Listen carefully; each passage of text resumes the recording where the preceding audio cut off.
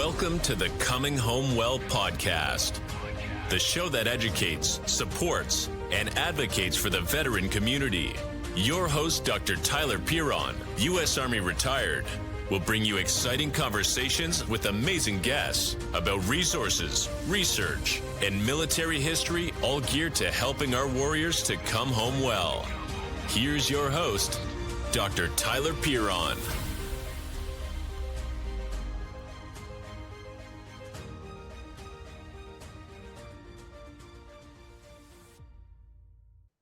Welcome back to Coming Home Well. I'm your host, Tyler Piron, and this is Coming Home Well. We are going to do something that I really love. I like playing my guitar. I like make music. I am not very good at it. I spent a lot of time and I've learned a lot of things. But we all know that music, transcends a lot of things. And I wanted to learn a little more. So we have Guy Jacquier with Operation Encore, and they do some really cool things. It's a nonprofit. They help veterans, and it's all about music. Welcome to the show, Guy. Thank you so much for joining us. Oh, thanks for having me. It's a pleasure and an honor. So tell us a little bit about yourself. Who are you? Okay, so I am a board member of the nonprofit Operation Encore. I'm the one non-veteran, so I have to put that right up front. I'm the one non-veteran board member we have, so I refer to me as our diversity candidate. I'm a retired business person who really does have the honor and privilege to give back through this wonderful organization. It's the most fun I get to do. Everybody says, "Oh gosh, thank you," and it's like, if you realize that, when you contribute to a nonprofit, especially when you're working hands-on, you get more back than you put in. I tell people it's the most selfish thing I get to do. So I just run around being selfish and helping veterans, and it puts a smile on my face. I love organizations that have a lot or a significant amount of non-veterans, only because it really helps spread the word and sort of recognize the challenges that veterans are facing. Because veterans, we have that bond and we understand, but really helping the non-veteran community see it as well. So thank you for everything you're doing, because a lot of times, we vets are insular and a little bit, but I don't think it needs to be. And I think it's much better when we have people from the community. So, hey, thank you for that. So tell us a little bit about yourself. Clearly, you must play the music or do something, right? Yeah. So I am a songwriter, not a professional, hobbyist more than anything. Singer, songwriter. I write my own music. I play out a little bit, but I've always enjoyed music, and I've always respected veterans and those who served. I was born in 1958, so if you do some quick math, I turned 18 in 1976, which is when the Vietnam War had sort of come to an end and they were drawing down. So I was not allowed to participate in the draft, and darn. Oh, darn, they didn't want me, and nobody wanted me. So I went off to college and graduate school, and was able to have a nice, successful business career and raise a family and all that, while others did serve. And by the time 9/11 happened and all that, I was too old. So you missed all the fun. Yeah, well, missed all the fun. I look at it, I was able to enjoy the freedoms that others were fighting for, and you reach a little bit more advanced age, I'll just say, and I retired and had the time and money to kind of pick and choose what I would do, and this just seemed like a great way to serve veterans and enjoy the music side, which I do. That's absolutely awesome. So tell us a little bit about Operation Encore. Encore, I'll come back, play again. I'm familiar with the term, but tell us about what Operation Encore does. And Sure. So we're a nonprofit. Our official mission statement has two main legs of it. One is to help active duty veteran and military spouse singer-songwriters with their professional music careers. Park that for a moment.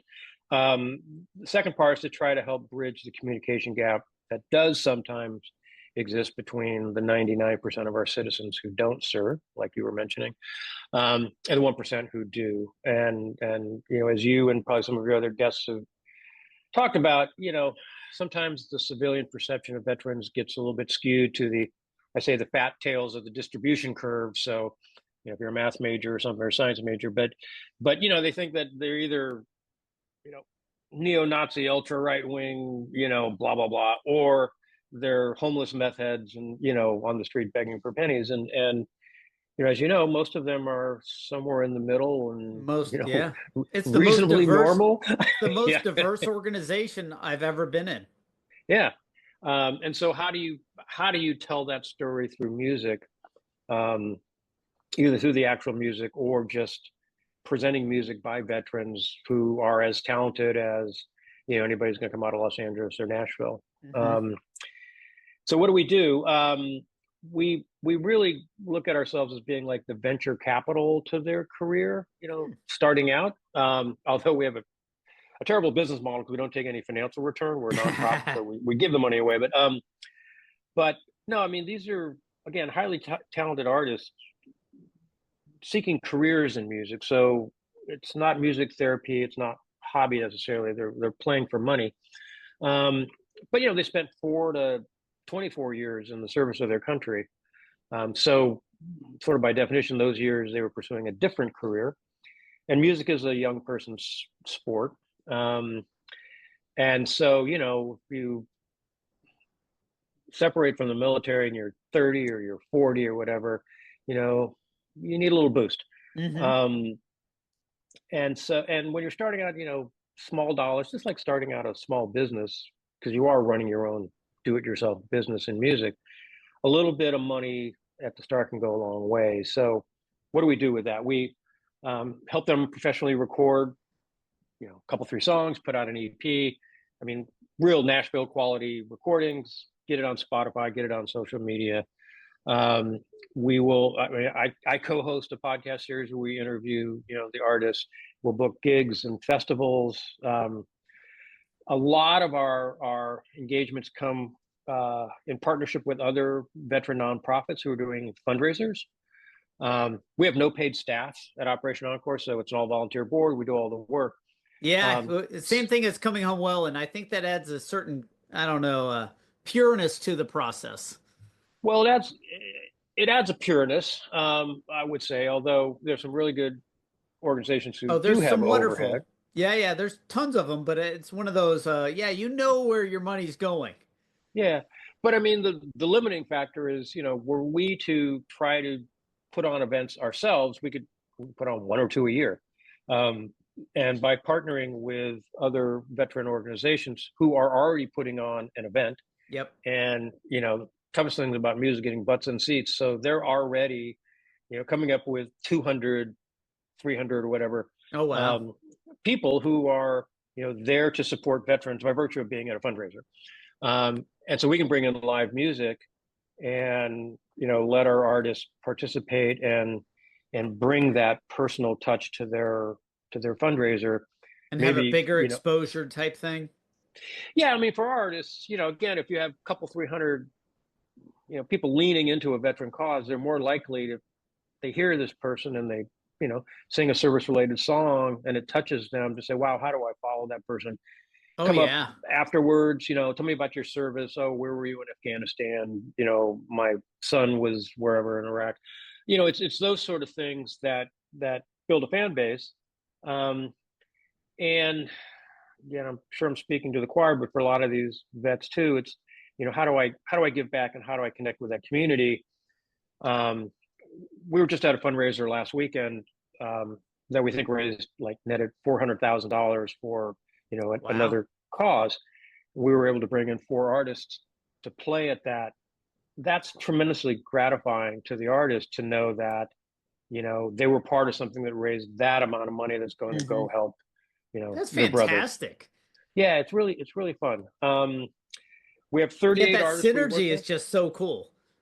It is because if you're putting on a fundraiser and you're like, oh gosh, I want some entertainment or something, we're gonna give that speech about our mission. We're gonna bring up some beneficiary from our program. We're gonna do that, but we want some entertainment. We're gonna show a video. Okay, now what do we do if we can round that out with 1 or 2 vets who come in and play a live song? Yeah. referencing coming home from Iraq the first time, or referencing, whatever, part of their service. It's great for the event. And as I said, it's great for our artists. But we have 38 artists we work with. They're from all branches of service, a couple still active duty. They're in all cities, men, women, just reflective. We try to be reflective of the service. So tell me the process for if I was an aspiring singer-songwriter and I wanted to get involved, what is that process? Who do I call? What kind of expectations are there? Things like that. Good question. There's an application process. You can go to our website, operationencore.org. There's a little button up there that says join us, and there's a application you fill out.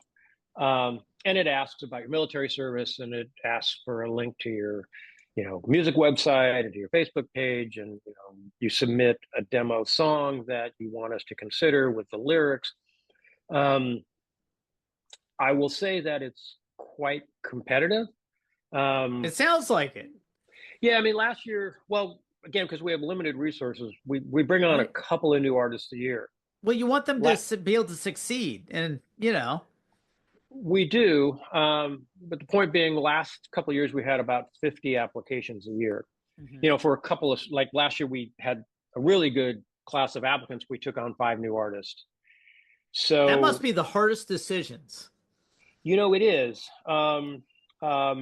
Like anything, there's a bell curve as far as talent and quality. And so, some of them are easier decisions, but if you're going to pick up 2, 3 new people, there's usually about 10 that are really, really good. Right. And you're going to, at the end of the day, you're going to tell 45 of them they didn't get there. I have found it's easier to talk about that, and language is very important. And with veterans and military, you have your own common language. So when I started referring to it as, well, this is our selection process, it's like a light went off. Everybody doesn't get into the Green Berets. Everybody doesn't get into the SEALs. There's some really, badasses that don't get in. Doesn't mean they're bad people. Doesn't mean they can't have a great career in the military. It's just for what the Green Berets were looking for that year, they didn't make selection. And so I've had to use that term, and it seems to resonate better than, well, you failed. Yeah. That's not great language, but like, hey, you did awesome, but we got a cutoff. Yeah. But so have people gone and like tried multiple times? Like, like, hey, not this year, but come back next year. We've had a couple that have applied, 2 or 3 times. Not everybody. Sure. We also, let me pivot for a sec.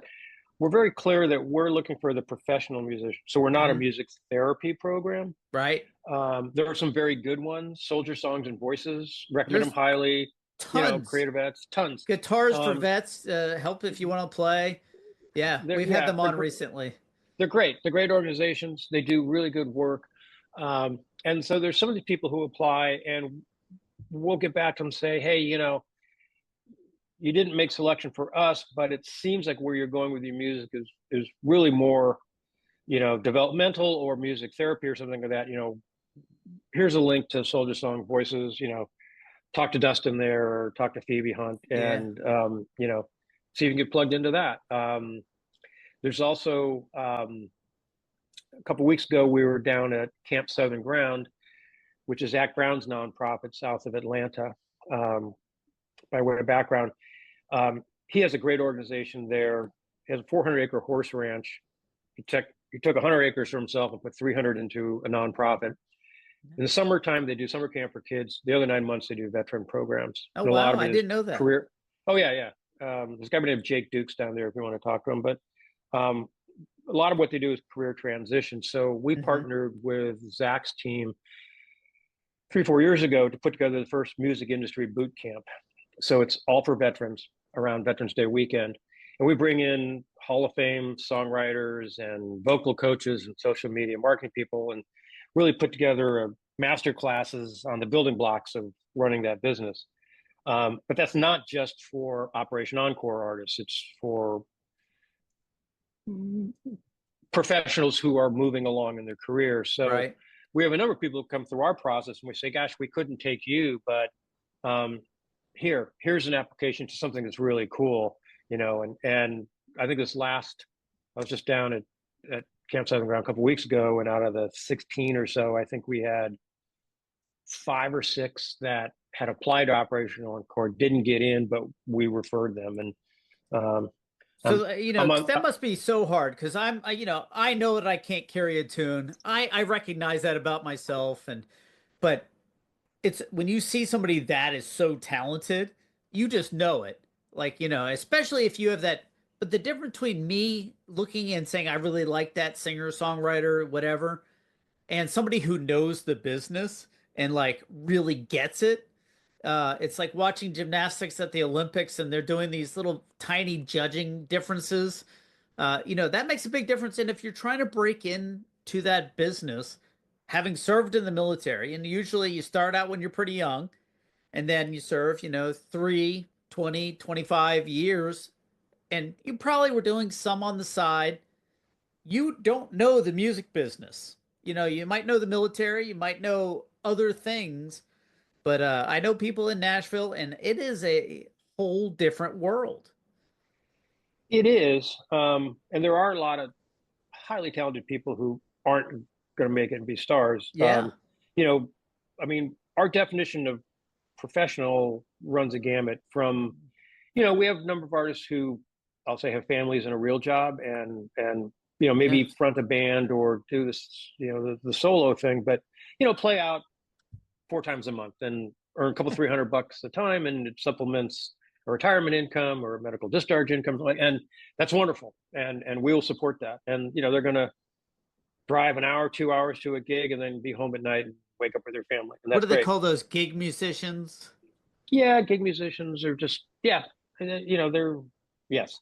But then we have other ones who, you might call them touring musicians, and Mhm. it's their job. And they are flexible to go on a 10-day run through the South, East, and hit a bunch of different towns Oh and do yeah, that sort of thing. it's So amazing. Yeah, yeah, I have a friend who does touring musician, and she's involved in like 6 or 7 different bands, everything from a Journey cover band to a rock band that's organic, and it's amazing how much I don't know hustle is involved. Which is I've always been impressed that we grew up together and spent every summer together, and now I see her when she's on tour and she'll, hey, I'm coming, I'll be here, and if I'm able to make it, and go see her behind stage, and it, but it's a lot of hustle. It's not well, yeah, the rock and roll famous guy part. no, and you're using the right word, and we started out talking about, well, how do you choose some of these people, especially when there's a lot of highly talented people. Through the application, you can get a sense of how much someone is hustling. And you can look at 2 people, both with talent, and both who submit a good song, a great song. And then you go to, one's person, and maybe they don't have a music Facebook page, or that they don't have, or they have a Facebook page but they don't have a website.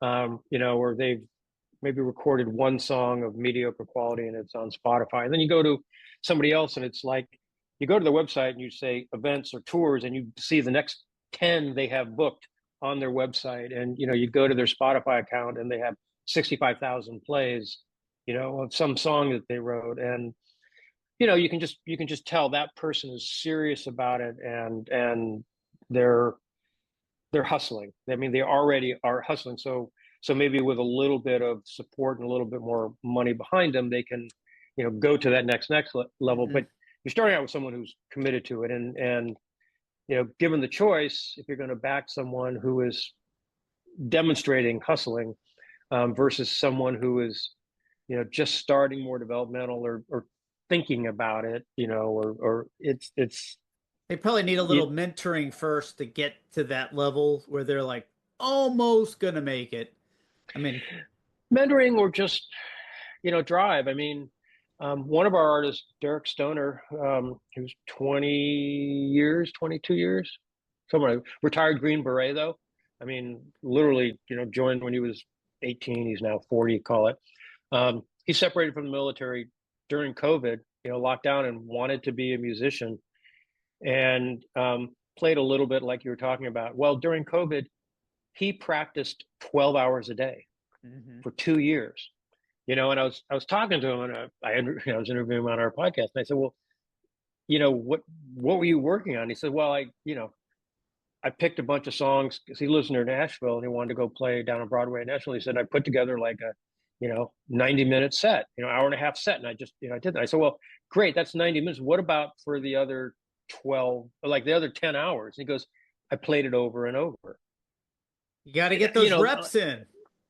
Yeah, and that, I mean, I guess that's something to teach in the Green Beret too, train. But here's a guy who says, and he's got a wonderful voice. I mean, the guy could make it in Nashville. He's that talented.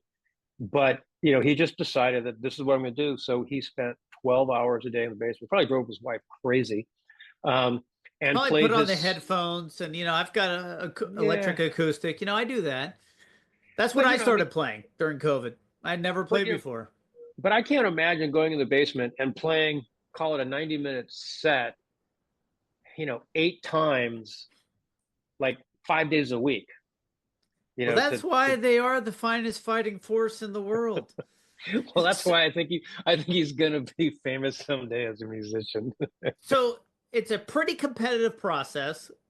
You go, you apply, you have some criteria. Hey, where are your socials? How do people see what you've done? You're sort of getting a benchmark where they are, and then they have an audition tape, essentially, a video probably. Hey, send us your best iteration. Because I know personally that getting the audio levels and all that right is really kind of tough if you don't know what you're doing, and there's a lot of trial and error, and just sort of seeing where they're at and seeing how good they are at the end of the day, how much raw talent is there, and sort of like, are they on the way? They just need a lift. And so you've got it. Is there a time frame, or is it a rolling admissions? Is it? We've had to go to once a year. So we collect applications through the year. Cutoff is at May, end of May. And then the committee, which is basically the board, and we have maybe 1 or 2 other people, review them all 50 of them. So it takes a little while. Then we get into sort of, call it first week of July, maybe. And we'll grade everybody 1 through 5. And if there's 6 people grading, so it's out of 30 total points, if anybody has 30, they're probably in, right? And there'll be a couple people with, sort of 27, 28, and those are the ones you're going to talk about. And, and you get a bunch of people who are like around 12, and you don't talk about that as much because, Yeah. No, that makes perfect sense. Yeah. So the board I was looking has a number of musicians, financial folks. There's like a wide range of experiences on your board that are looking at these artists. Say, hey, who can we give a helping hand to? So we've talked a little bit about the criteria. What is it you want it to be able to help them do? We want to help them with their chosen job. I mean, these are people who are saying, I want to make money, making music, and it is a tough business. So, the old saying about you can give it, you can give somebody a fish, you can teach them how to fish. We want them to be able to fish, and, Gotcha. Feed themselves and feed their family, and do something they love and do something they're passionate about. Again, they may have another job, but we want to help them do that. And there are some who they want to be famous. I mean, they want to be at the CMAs, the other night. And we have one who actually has broken into that, Scotty Hastings, who has been signed by Black River Entertainment out of Nashville. It's Kelsey Ballerini's label. He is on his way. He was at the CMAs. I mean, oh wow!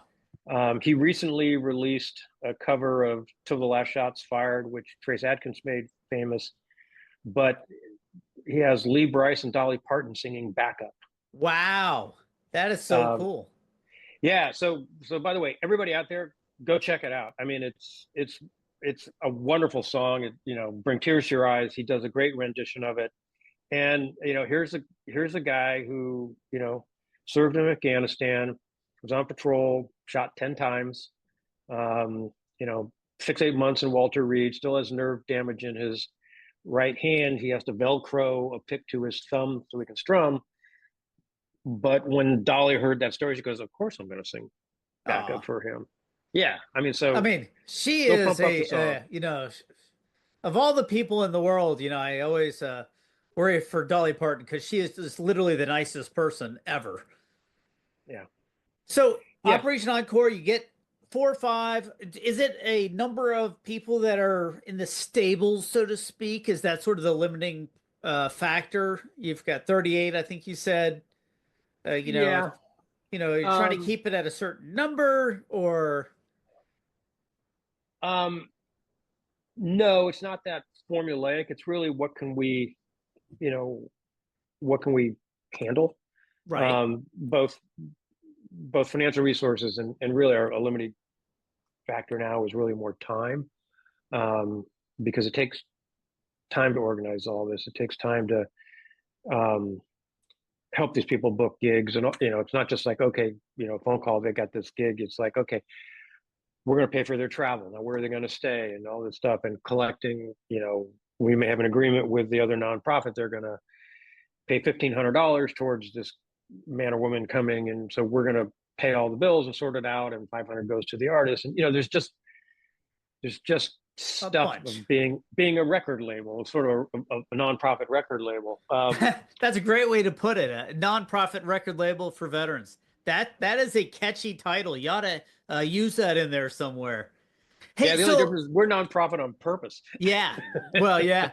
So you're actually getting into my next question, which is, okay, I'm an awesome artist. You guys love me. Everybody votes, say, yeah, he's awesome. What do I expect? What should I expect from working with Operation Encore? Or I guess my real question is, why should somebody want to be, you're a veteran, got it, but why Operation Encore? So that's a question we get from every new artist that we select. They're like, okay, what are my commitments? What can I expect? And our answer is, actually, it works the other way. Let's talk about what you need to get to the next level, because everyone's starting at a different position, more or less. Fair. So, if you're more developmental in your career and you haven't ever recorded in a studio, mm-hmm. I mean, a real studio with hot soundboards and all session that. musicians. Yeah. Okay, I played with a couple of my buddies in my garage. No. I want like Nashville guys who can come in and make you sound great. And if you haven't had that experience, we'll bring you in a studio, and we'll pay for a couple 3 of those songs to be put out in an EP. And so you have them on Spotify and you have them on Apple Music and everything like that. So get your music out there. Other ones, they're like, oh yeah, I've already dropped 10, 12 songs, and I've got a studio in my hometown. I work with these guys. And so sometimes we're just funding that, or funding part of that, to help them get the next one out. But they've already got a program. So let me ask a quick question, because I'm just so curious. I've watched all the documentaries, about where they make songs, and a number of my favorite bands, back in the 60s and 70s, and I have no idea what it cost. Like, if I want to go record a song with like session musicians, what does that cost? Like, to do one song? It depends. Fair, but do you want a horn section? Yeah. No, I mean, like a typical rock, a drum, a couple guitars. Yeah. Or I mean, it depends on where you're doing it, but $2,000. Okay. $1,500 to $2,000. That's still a lot of money, but it's not 20, 30, 500,000. I have no idea. Well, it can be. I mean, that's what I'm saying. If you're signed by Sony Records, They got these guys where on retainer. yeah, but I mean they can run up $20,000 a song, Oh, sure. you know, doing all their stuff. Um, but yeah, so Okay. So if now you I want see to where the people need help. yeah, if you want to get out a 3-song EP, that's $5,000-6,000. So Yeah. um, you know, on on a retired salary, that's a lot of money, especially if you have a family. Oh, yeah. And so if that is all that is blocking you from getting your music out there and getting it to where it is on Spotify, again, or Apple or whatever, to where when you go into, like, okay, I'm going to go into Joe's bar and I'm going to say, hey, I can play. And the guy says, well, show me your music. Oh, well, I got my iPhone recording. No, no, no, no. Show me your music. Okay, well, here's a link to me on Spotify, and you can see how many plays I have. And, you know, now all of a sudden you're presenting yourself more professionally. Oh, And right. so it helps you fish. So let me ask this, because this is always something I bounce around. I have an eclectic love of music. I listen to all different kinds, and I bounce around Spotify and all the other platforms. And sometimes I'll stumble across somebody and they're absolutely awesome, but I have to stumble there. How do Mhm. you get that exposure? Is that something you guys help with? It's on Spotify, got it. How do you get people to know that it's there and hear it? So there's a lot of music out there on Spotify. There are marketing companies that you pay them, sort of pay for plays. That's not a good thing. Those are not sticky. No one's really listened to your music, and Right. and if Spotify or others can sort of look through that you're doing that, um, you lose all credibility. What they're looking for is real Yeah. grassroots, generic. You know, I mean, so the best way is being out there playing live, and then people like your music. Gotcha. And then go Um, listen. now we have some playlists. I mean, Operation Encore, we put together some playlists, and we'll promote those playlists. Um, you Okay, know, and that's good. and like if we do a gig with an organization, another veteran organization, I mean, I'll send them that playlist and say, hey, feel free to share this with you know, anybody you think would like it. I would also say that there is another nonprofit, Veteran Voice Radio, Yes. which Yes. which you We also actually we Donald collaborate with them. Yeah. Donald Dunn. I mean, so I've gotten to be, I would say, friends, but we've You been work in together. contact since we started, um, and I'm always shipping them music. I'm like, Ah, hey, you got to play these guys, and it's a two-way street, because like when we're looking for applicants for Camp Southern Ground, I'm either listening to his station and like, oh, who is this guy, and so I'll go dig deeper into that person's music, and then, hey, Donald, what's this guy's contact? Then all of a gotcha. sudden, this person's being, invited to go to Camp Southern Ground. And Operation Encore sounds like a finishing school of people that are up and coming and saying, "Hey, you're on your way, but let's get you over that hump with whatever is that impediment. Might be money to record songs, might be figuring out how to do your marketing better or getting exposure, go out to those shows, get help build that audience. Like if you don't know which bar, or how to do that or what's expected. Like I could be the best singer in the world, and especially nowadays with the Insta and people blow up and go viral. I think Yeah. of Anthony Oliver, the rich man from Richmond. He's in a town 45 minutes from me, and it is literally like middle of nowhere. There's some Amish Hmm. around there. He's Yep. a good old boy that works down there, and all of a sudden, boom, you Yeah. couldn't not hear him. So those are the type of things, and I don't know that he was prepared for all that exposure, but I know he wanted it. But He's actually walking away from it. I'm not sure he actually yeah, wanted it. yeah, that's But what. I think the better example is Zach Bryan, who is now, with sitting on a beach in Florida, Right. in the Navy, and his friend does him on an iPhone, and all of a sudden he's selling out stadiums. Right. And he seems to be enjoying that. But yeah, the two other things I think, kind of what we wind up getting in the middle of. One is helping these musicians with marketing and thinking about promotion. And my observation, having not served in the military, is that a lot of veterans are not really good at self-promotion because they beat it out of you in boot camp. Because if you're all about yourself, you're going to get somebody killed. That is the hardest part of any veteran nonprofit, I tell you. Yeah, but see, our guys are going into an industry that is all about promotion. Yeah, all about shameless self-promotion. Yes. I mean, it's all about my brand and my TikTok and this and that. I'm always posting. I'm always thinking about, blah blah blah blah blah. And a number of these men and women, A, they're not necessarily good at self-promotion, and B, they're a little bit more hesitant to use their service as an asset. Right. Talking about it and using that to promote themselves. Mm-hmm.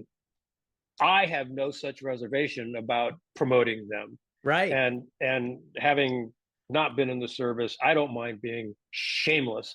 In saying like, hey, here's Scotty Hastings. He was shot 10 times, in Afghanistan. Do you have 3 minutes and 7 seconds to listen to this song and see if you want to put him on? I mean, I'll just go right there. Coming from a third party, and that's something I learned in the military, was if I was advocating on someone else's behalf, people would go out of their way to help me. If I went in to help myself, it was like, no, we're closed, can't help you, go do this. But if your leadership's there on behalf of you, all of a sudden they're going out of their way to help you. And I think that is a truism that goes a lot of ways. And so you're advocating for someone else. And I think that's what you guys are doing a really good job at with Operation Encore, is sort of getting that, hey, you may not be comfortable with it. You have to get there, but we're also rooting for you. And we know some folks want you, hey, let's do this. Yeah. And by the way, it's not going to, that, little elevator pitch is not going to get them famous. It's going to get them a listen. And then they have to deliver. And in a business where there's 100 really talented people and a bunch of them are self-promoting, if that little hook gets someone to, like, that little hook got Dolly Parton to listen to Scotty's song. Right. I mean, she's not listening to Scotty's song if he's Scotty Hastings from, wherever, Kentucky, and he's just another dude who has a good song. But that gets her to listen, and then Nashville's littered with broken dreams, right? Yep. I mean, these absolutely awesome artists too. The other thing I wanted to pivot to, the other thing we found is creating a network of veteran musicians. And I'm sure through your work, that, a sense of community or a sense of brotherhood or sense of shared mission, all that kind of stuff is lost as soon as they come into the civilian world, or it's not replaced in the same amount as having people trying to kill you. And depending on each other. And there are some really good veterans musicians out there, but if you think about, 1% of our society are veterans, probably then 1% of that 1% are musicians. Yeah. So they're running around in the dark, not finding each other. And when you get them together, like if we put on this last weekend, again, we put on a gig, I brought in 4 artists. You get an Airbnb, you're going to go, actually, we did 4 gigs in this town, but, you hole up in an Airbnb, and it's that sort of shared, and these people some of them had not met each other before. But there is that immediate, as in the military, we're putting together a team, you guys come in, boom, you have a certain amount of time to gel, and pretty soon you're best friends, and then you're plotting the mission, and then there's that adrenaline rush before it's go time, and then it's go time, and then you're getting off the stage, I'm getting on stage, you're high five, and we finish the gig. And then there's that celebration, that adrenaline dump. And then because you did that quote unquote mission together, you're battle buddies for life. Yeah. And then you go away to your your hometowns, and you stay connected. And and then what we're finding is not only with our Operation Encore artists, but with the ones at Camp Southern Ground who meet each other, it's like, oh yeah, dude, if you're ever coming through Austin, Texas, let me know. I can hook you up for 4 gigs and you can sleep on my couch. Oh, I'd love to come to Texas. Sure, let's plan something for next spring. And those sort of things happen. And if you're in Virginia or whatever, North Carolina, and you get a chance to go play Austin and be introduced to a whole nother fan base, and a whole nother ecosystem of music, and meet some other musicians and learn some other styles. It's a really cool thing. I talk a lot about, and I've had a lot of guests that we talk about the two things that when veterans get out, they lose their mission, and they lose, they've really sort of wander sometimes, finding your purpose and finding your tribe. And you're really addressing both. And that's what I loved about Operation Encore, why I so wanted to talk to you, because, finding your purpose, I want to go be a singer, and your tribe is musicians and all the people in the business, I suppose. But finding those contacts and people, because there's nothing better than someone who's, oh, I'm dealing with this at the same time, and oh, this really worked for me.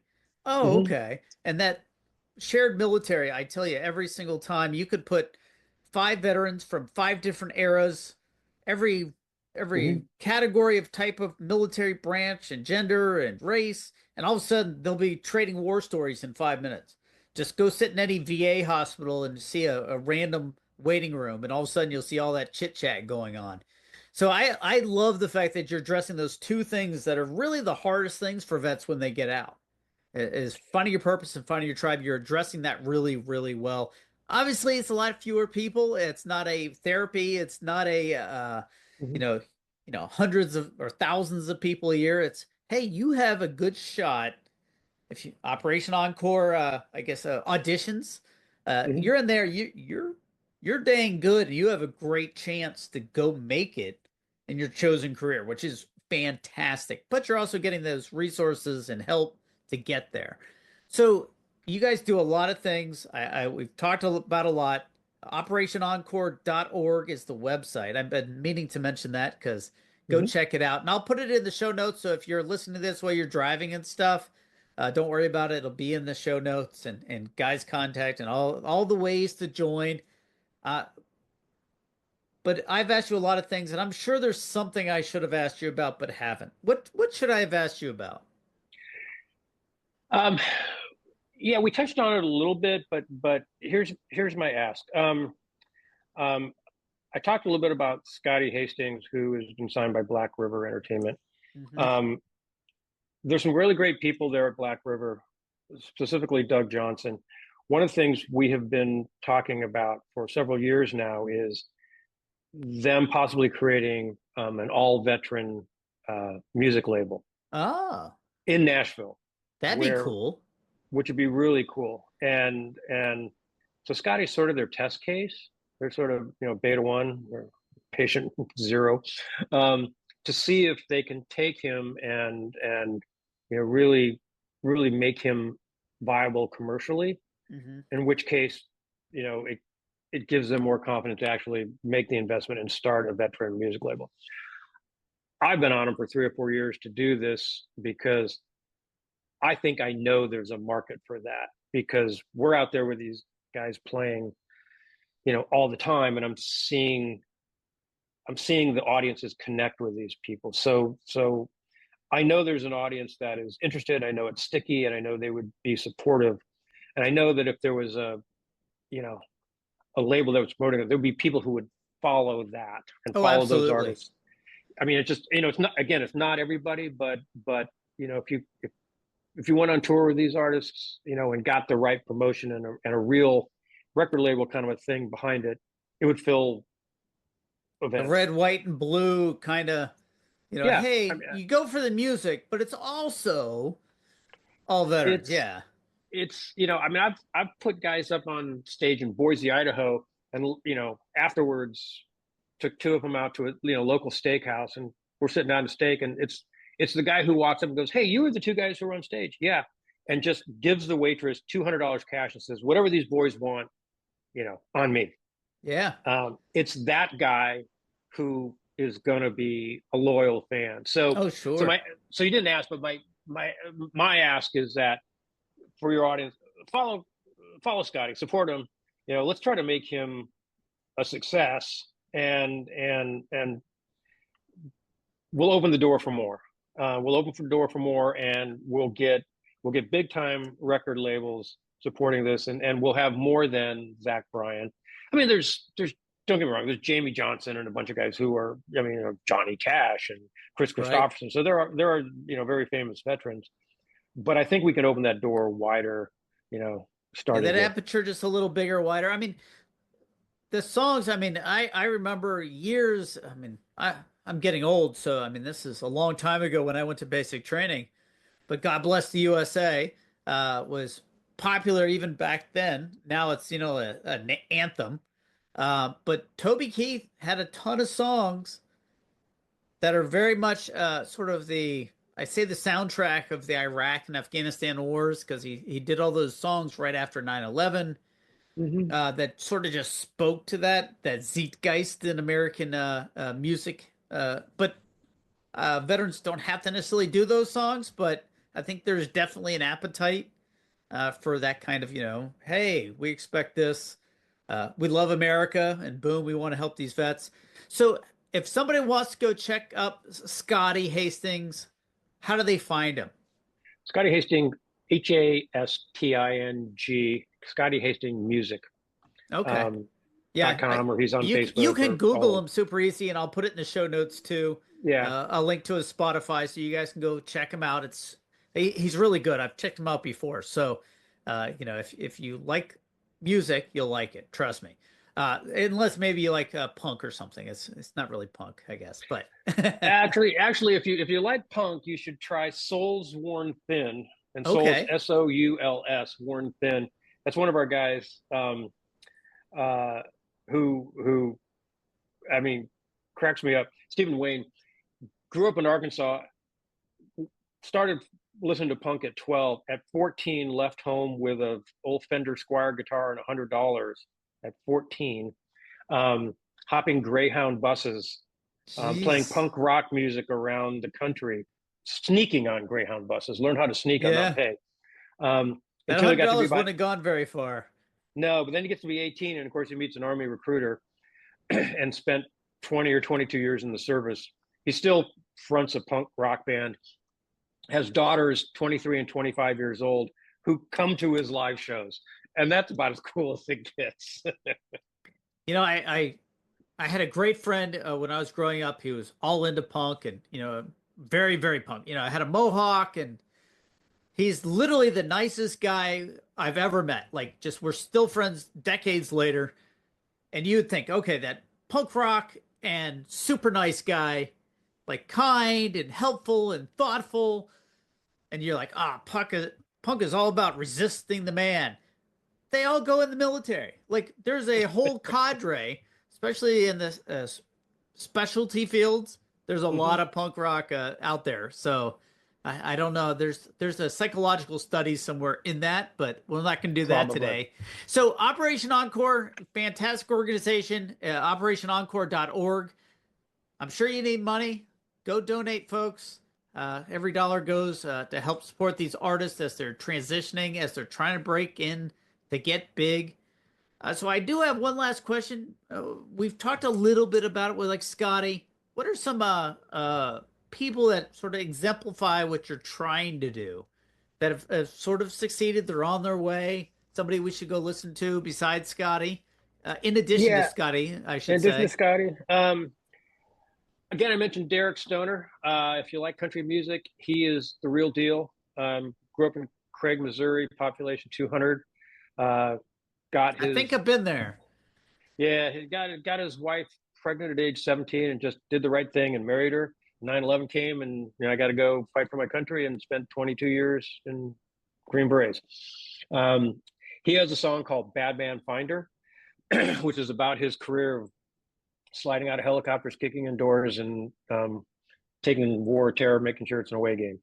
But we played it at Special Operations Warrior Foundation this last year, and the general from SOCOM was there, and I get a call from his staff later, like a week later. They're like, "This guy can't." I mean, he's running around base singing, you know, and dancing to bad, like I'm a bad man, fine, you know, like doing the Trump dance. But they're like, we gotta get him back for a show, so we got him back for a show. But that's fantastic. I'd say check him out. You know, depends on what kind of music you like. If you like, you know, a little bit more alternative rock or whatever, there's John Gonzalez was a recent addition to us, but he goes by The Young Man, and he is crushing it right now. I mean, he's getting like, you know, millions of plays. You know, if you like that sort of thing, there's a duet, Kate Anderson and Cecily Anderson. They go by Winter Grain. Kate flew helicopters, Black Hawk. She did medevac. She did search and rescue, 20 years. But they have some wonderful harmonies, great, you know, guitar work in there. And if you guys go to the website, they have a listing of all the artists and links to the music, and sort of a short description of all the things that they have, you know, what they do about the artist. So go check it out. There's some great artists. I was sort of binging on it the last week as Guy and I were planning to have this chat, and I've been like, because Guy would send me these links to the, you know, some of the recordings, and I was like, oh, that's fantastic, and I was getting excited. So I sort of, you know, get way into the weeds sometimes. Here's an offer to your audience too. If anybody is interested and wants more content from these people, I have a 12-hour playlist of all their music. Wonderful. Just email me, Guy, GUY at operationencore.org, and I will just send you more content than you could possibly digest. Guy, I think we've hit all the high points. Operation Encore does some fantastic things for helping people break into the music industry, these combat veterans or veterans in general. So I should have asked this. What is the criteria to be involved with Operation Encore? I think it's just that you are a veteran, not like dishonorable, but other than that, is there any other criteria? Well, it's active duty, veteran or military spouse. Okay, and spouses. Okay. And spouses. We believe that many times the spouse who stays home and keeps everything going serves their country as much, if not more, sometimes than the soldier who deploys. Yeah, it's real hard to do that when you're going to Germany or Korea or some other places that we end up serving in, especially if you're trying to make a music career. Yeah, and we have 3 or 4 military spouses in our crew, so oh wow, we're very supportive of that. Yeah, and that's awesome. They're great. They're great. Guy, thank you so much for joining us on Coming Home Well. Operation Encore, folks. I'll put all the notes, the links and everything in the show notes so you don't have to write it down as you're driving. But it's operationencore.org if you're trying to remember it. Guy, thank you so much. I'll leave you with the last word. Anything else we should know? No. For those of you who are listening who serve their country, you know, I know it's a little bit overused, but thank you for your service. You know, we'll keep doing what we're doing. Oh, and I would be remiss. You've touched on it. They do have a podcast. Go check it out, especially if you want to learn more about your artist. I know sometimes when you hear an artist, you want to learn all about them. Guy, again, thank you for joining us on Coming Home Well. All right. Thanks for having me, Tyler. It's been great chatting. Bye-bye. You take care. Thanks for joining us this week on Coming Home Well with Dr. Tyler Piron. If you enjoyed this episode and you'd like to help support the podcast, please share it with others, post about it on social media, or leave a rating and a review. Thanks again. And until all are home and all are well, this is Coming Home Well.